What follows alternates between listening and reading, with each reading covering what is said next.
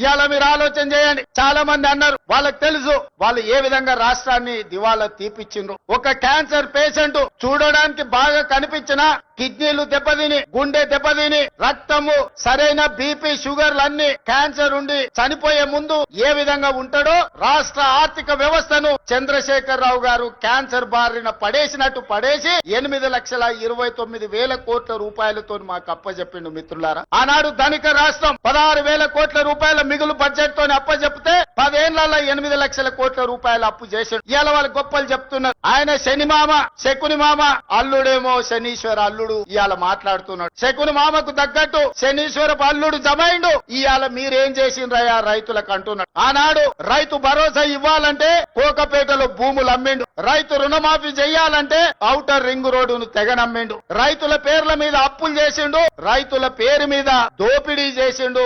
రైతులకు నీళ్లు ఇస్తున్నాని కాళేశ్వరం పేరు మీద 1,00,000 కోట్ల రూపాయలు కొల్లగొట్టిండు.